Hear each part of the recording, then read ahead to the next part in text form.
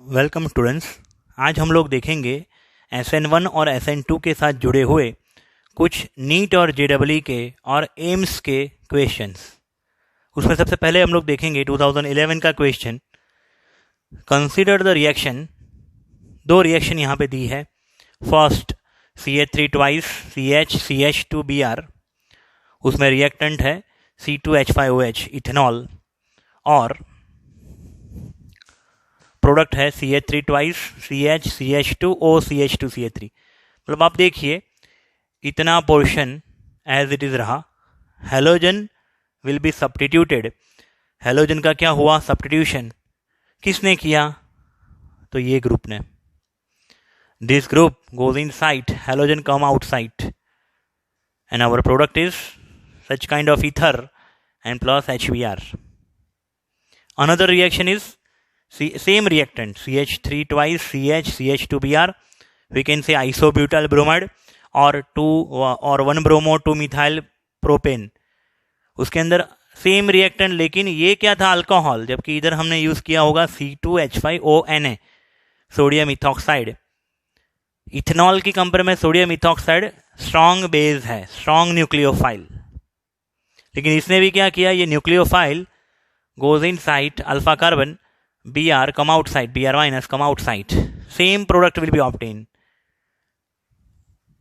So the mechanism of reaction 1 and 2 are respectively, और चार option है। अब ये दोनों रिएक्शन में आपका जो रिएक्टेंट है ना वो सेम है, और हमारा रिएक्टेंट कैसा है? 1 डिग्री प्राइमरी। और प्राइमरी रिएक्शन के साथ दोनों में, प्राइमरी रिएक्शन के साथ क्या ज़्यादा आसानी से होता है? SN2।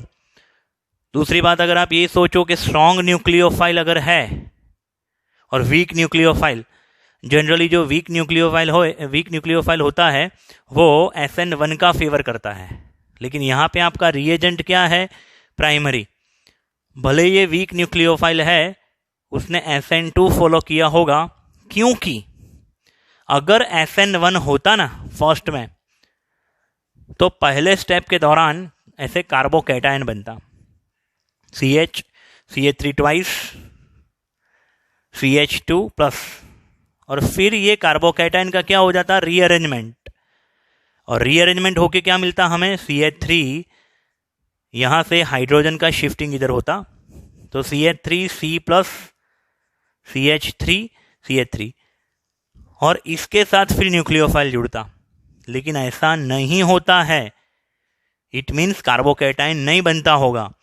कार्बोकैटायन अगर बनता तो SN1 का फेवर करता, लेकिन यहाँ पे कार्बोकैटायन बनता नहीं होगा, इसलिए SN1 नहीं होती होगी यहाँ पे। दूसरे वाले में तो देखो स्ट्रॉन्ग न्यूक्लियोफाइल है और रिएजेंट प्राइमरी है, ले सेकंड में तो 100% SN2 है, लेकिन फर्स्ट में एक प्रोबेबिलिटी है SN1 की, लेकिन यहाँ पे SN1 नहीं हो रहा है। क्यों? क्योंकि प्रोडक्ट जो है वो उसमें रीअरेंजमेंट नहीं हो रहा है। जो कार्बन पे ब्रोमीन था वही कार्बन पे हमारा न्यूक्लियोफाइल जुड़ा, मतलब कि दोनों रिएक्शंस के अंदर SN2 फॉलो हुई। हमारा आंसर है C। ठीक है। दूसरा क्वेश्चन है 2010 का। Which one is the most reactive toward SN1 reaction? SN1 के लिए कौन ज्यादा रिएक्टिव है? चार ऑप्शन है। एक है C6H5CH C6H5Br, इसको हम ऐसे ड्रॉ कर सकते हैं C6H5CH अनदर C6H5, एंड ये CH के साथ ये Br जुड़ा होगा। ये कौन से टाइप का बेंजाइलिक हैलाइड है? 2 डिग्री बेंजाइलिक हैलाइड। यही अल्फा कार्बन दूसरे दो कार्बन के साथ जुड़ा हुआ है। ठीक है ना। फिर ये सेकेंड वाला ऑप्शन जो है C6H5CH CH3Br, ये भी सेकेंडरी है। चलो ये तीसरा देखते हैं, C6H5C C6H5C CH3 C6H5Br, और फोर्थ वन जिसका स्ट्रक्चर ऐसा है C6H5 CH2Br। ठीक है। अगर SN1 करना है तो उसकी मैकेनिज्म का फर्स्ट स्टेप क्या है? Formation of carbocation, heterolytic fission. तो ये इन सब में से अगर मैं हैलोजन को निकाल दूं तो क्या बन जाएगा? कार्बोकैटायन। तो आप बताइए कौन सा कार्बोकैटायन ज़्यादा स्टेबल होगा? 3 डिग्री वाला, सही है ना? तो मोस्ट रिएक्टिव कौन होगा? 3 डिग्री कार्बोकैटायन। अगर यहाँ पे ऑर्डर पूछा होता तो सबसे ज़्यादा रिएक्टिव कौन होता है? सी। उससे थोड़ा लेस रिएक्टिव है ए, उससे थोड़ा लेस रिएक्टिव बी, और उससे भी लेस रिएक्टिव है डी। हमें तो यहाँ पे सिंपल क्वेश्चन है मोस्ट रिएक्टिव कौन है, तो आंसर आएगा सी, क्योंकि ये कार्बोकैटायन को डोनेट करने वाले 3 ग्रुप है। बेंजीन साइकिल जो है वो R+ इफेक्ट शो करेंगे और मिथाइल जो है वो I+ इफेक्ट। लेकिन इन दोनों में ए और बी में एक ही स्टेबिलिटी क्यों ज़्यादा है? क्योंकि इसमें R+, जबकि बी के अंदर बेंजीन साइकिल की वजह से R+, मिथाइल की वजह से I+, और I+ की कंपेयर में R+ की जो स्टेबिलिटी है, R+ की इफेक्ट वो ज़्यादा डोमिनेटिंग, मोर पावरफुल है। और इसमें तो सिर्फ एक ही बाजू ग्रुप है, प्राइमरी है, ठीक है ना? तो ये 3 डिग्री, ये प्राइमरी, तो among 4 3 degree is more stable. ये आंसर है सी। लेकिन अगर ऑर्डर पूछा होता तो ये ऑर्डर रहता, पहले 3 डिग्री, फिर ये 2 डिग्री वाले 2, उसमें पहले कौन आया? R+ वाला, फिर R+ I+ वाला, एंड देन लास्ट में 1 डिग्री, ठीक है? फिर आगे जाते हैं। इसके आगे 2008 का question, in SN2 substitution reaction of the type RBr plus Cl minus, RBr में ये न्यूक्लियोफाइल अटैक करेगा कार्बन पे, Br minus will be substituted. Here DMF is a solvent, dimethyl formamide, HCONH2 होता है फॉर्मामाइड, HCONH2 होता है formamide, NH2 में से 2 H निकल गए, और methyl dimethyl formamide which is non polar solvent. अभी ये नॉन पोलर सॉल्वेंट के ये फेवर करेगा SN2 रिएक्शन की, वो क्वेश्चन में ही दे दिया गया है। Cl अंदर गया, Br बाहर निकला, ये प्रोडक्ट मिली। Which one of the following has highest reactive relative rate? ये चारों ऑप्शन जो यहाँ पे दिए हैं, चारों ऑप्शन जो है प्राइमरी 1 डिग्री के ही है। देखो ये यहाँ पे ब्रोमीन के साथ जुड़ा हुआ कार्बन अल्फा 1 डिग्री है, यहाँ पे भी ब्रोमीन के साथ जुड़ा हुआ कार्बन अल्फा कार्बन 1 डिग्री है, सब में अल्फा कार्बन जो है वो 1 डिग्री ही है, ठीक है ना? लेकिन SN2 जो है उसमें सबसे ज्यादा रिएक्टिव कौन होगा? जिसमें लेस स्टेरिक इफेक्ट, लेस क्राउडीनेस होगी। अभी ये 4 ऑप्शन में से लेस क्राउडीनेस, लेस स्टेरिक हिंड्रेंस किस में होगा? बी में, क्योंकि यहाँ पे अल्फा कार्बन के साथ मिथाइल छोटा ग्रुप जुड़ा हुआ है, यहाँ पे इथाइल, इसमें देखो ये आइसोप्रोपाइल ग्रुप जुड़ा है, और यहाँ पे अल्फा कार्बन के साथ एक बड़ा ग्रुप जुड़ा है। तो यहाँ पे तो आंसर बहुत ही आसान है, सीधा बी। लेकिन अगर इसमें ऑर्डर पूछा होता ना, SN2 का ऑर्डर, तो सबसे फास्ट रिएक्ट कौन करेगा? बी। उससे थोड़ा स्लो रिएक्ट करेगा सी, इससे थोड़ा स्लो रिएक्ट करेगा डी, और उससे थोड़ा स्लो रिएक्ट करेगा ए। क्राउडीनेस आप देखिए जरा, बी में सबसे कम क्राउडीनेस है, सी में थोड़ी ज़्यादा, बल्कि थोड़ा बड़ा ग्रुप है, डी में थोड़ा बल्कि ग्रुप है, और इसमें मच बिगर बल्कि ग्रुप। तो this is the reactivity toward the SN2, ठीक है? फिर आगे जाते हैं। फिर नेक्स्ट क्वेश्चन 2005 का, which of the following undergoes exclusively by SN1 reaction? अभी ये जो SN1 रिएक्शन है उसका फंडा क्या है? कार्बोकैटायन बनना। और SN1 की रिएक्टिविटी का फंडा क्या है? SN1 depend on the stability of carbocation, and stability of carbocation कैसा होता है? Benzylic carbocation is more stable than allylic carbocation is more stable than 3 degree, 2 degree, 1 degree, and then methyl alkyl group. अभी alkyl group की compare में कौन ज़्यादा stable हुआ? Allylic. Allylic की कंपेयर में कौन ज़्यादा स्टेबल हुआ? बेंजाइलिक। और बेंजाइलिक में भी कौन ज़्यादा स्टेबल होगा? 3 degree benzylic, 2 degree benzylic, 1 degree benzylic, ठीक है ना?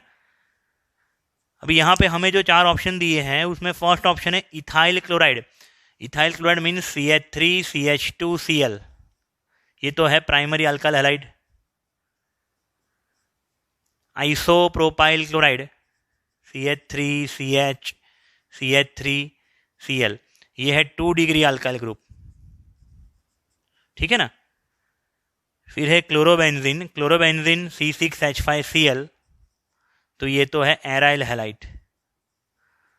और basically aryl halide can not give SN1 reaction because अगर यहाँ से Cl माइनस निकल जाता है तो क्या बनेगा, फिनाइल कार्बोकैटायन, और फिनाइल कार्बोकैटायन हाईली अनस्टेबल है, इसलिए ये तो क्या नहीं देगा, SN1 दे ही नहीं पाएगा। तो चलो सी ऑप्शन तो हमारा होगा ही नहीं, एक बात तय है। और डी है बेंजाइल क्लोराइड। बेंजाइल क्लोराइड मतलब बेंजीन के साथ CH2Cl।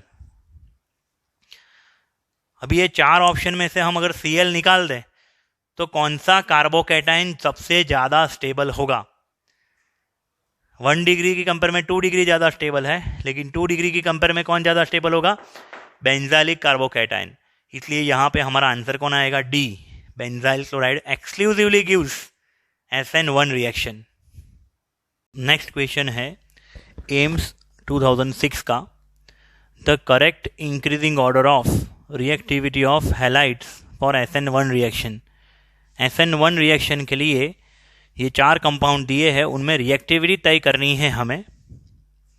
फर्स्ट कंपाउंड जो है वो प्राइमरी अल्काइल हैलाइड, उसमें अल्फा कार्बन 1 डिग्री है, it is primary alkyl halide, ठीक है। इसमें से अगर कार्बोकैटायन बनेगा तो ऐसे बनेगा CH3 CH2 प्लस। अगर वो SN1 को फॉलो करना चाहेगा तो SN1 का फर्स्ट स्टेप क्या होता है, कार्बोकैटायन। ये कंपाउंड उसमें अल्फा कार्बन जो है वो 2 डिग्री है, 2 डिग्री अल्काइल हैलाइड। इसमें हमारा जो कार्बोकैटायन है वो इस हिसाब से बनेगा, 2 डिग्री कार्बोकैटायन। यहाँ पे ये एलाइलिक हैलाइड है, और एलाइलिक हैलाइड में CH2 double bond CH CH2 plus, और ये जो है फिनाइल CH2X, ये बेंजाइलिक हैलाइड है। और बेंजाइलिक हैलाइड में से जो कार्बोकैटायन बनेगा वो इस प्रकार से होगा। तो इन 4 में सबसे ज्यादा स्टेबिलिटी किसकी होगी, SN1 के लिए क्या होता है, कार्बोकैटायन की स्टेबिलिटी। इन 4 में सबसे ज्यादा स्टेबिलिटी किसकी होगी, बेंजाइलिक हैलाइड की। फिर आता है एलाइलिक एंड फिर आता है अल्काइल हैलाइड। तो सबसे ज्यादा रिएक्टिव कौन होगा, डी, उससे लेस रिएक्टिव होगा एलाइलिक, उससे फिर लेस रिएक्टिव होगा 2 डिग्री, उससे लेस रिएक्टिव होगा ये वाला 1 डिग्री। तो हमें पूछा गया है इंक्रीजिंग ऑर्डर, तो सबसे कम रिएक्टिव है ए, उससे ज्यादा रिएक्टिव होगा बी, फिर सी एंड सबसे ज्यादा रिएक्टिव होगा D. This is the correct answer. Next question है एम्स 2018 का, the decreasing order of SN2 reaction for the given compounds. 4 compound दिए गए हैं, 1 2 3 4 नंबर है। फर्स्ट है CH3 CH2 Cl, second compound है PH मीन्स बेंजीन साइकिल, उसके साथ है CH2, फिर again CH2 and then Cl। Third compound CH3 CH3 CH, then CH2 और उसके साथ Cl। एंड फोर्थ कंपाउंड हमारा ऐसा है C, उसके साथ 3 CH3 CH3 CH3 CH2 Cl। और हमें क्वेश्चन क्या पूछा है, SN2 का डिक्रीजिंग ऑर्डर।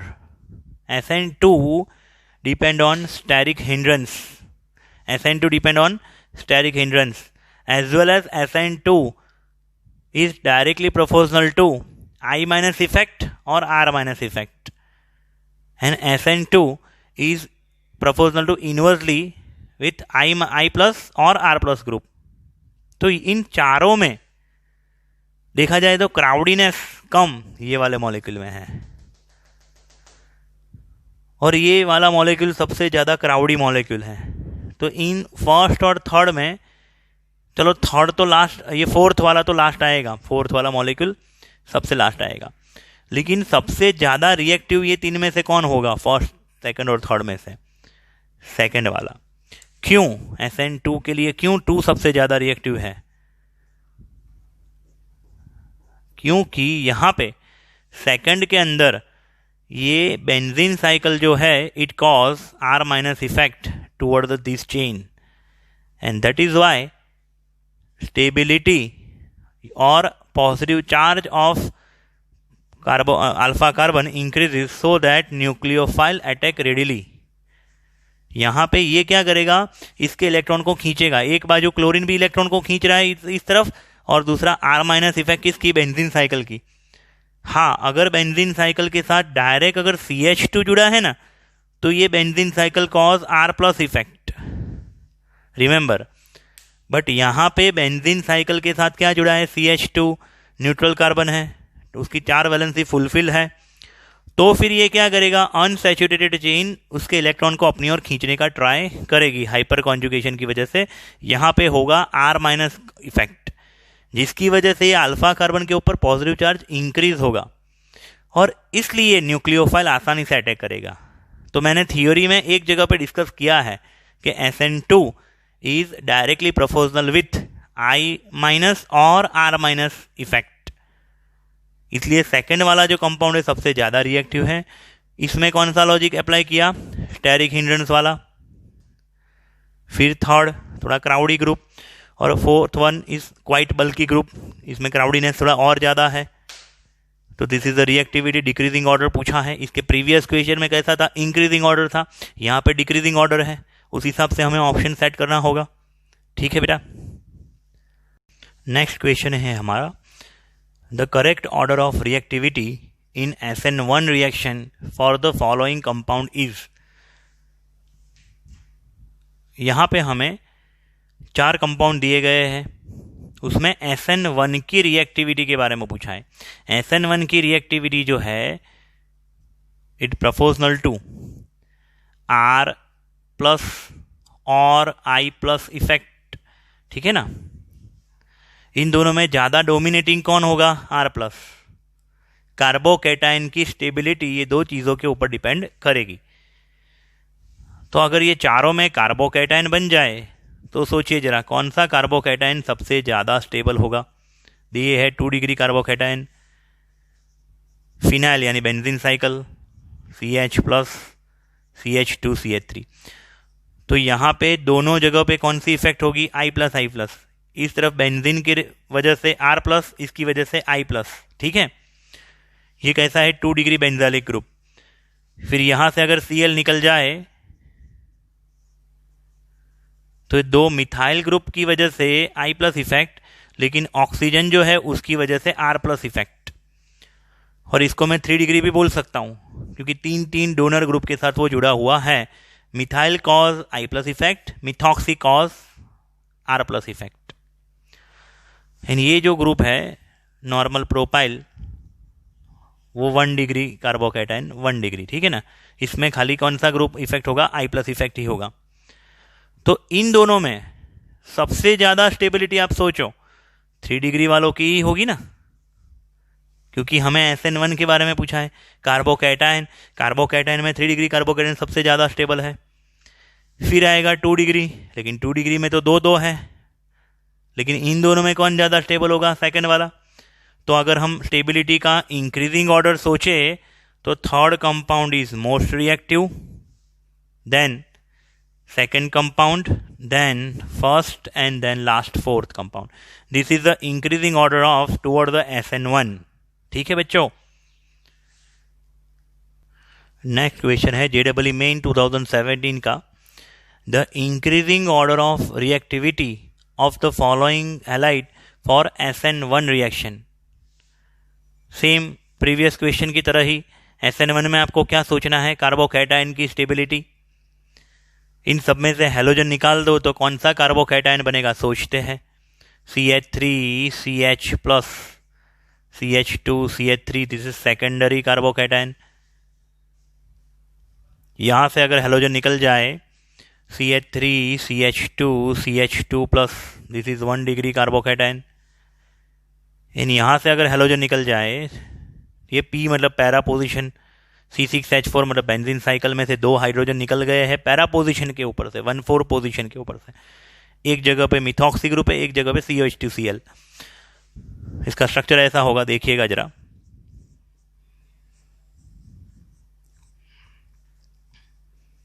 तो ये अगर Cl निकल जाए, Cl माइनस, तो CH2 प्लस, ये बेंजालिक होगा, ठीक है ना, 1 डिग्री बेंजालिक हैलाइड।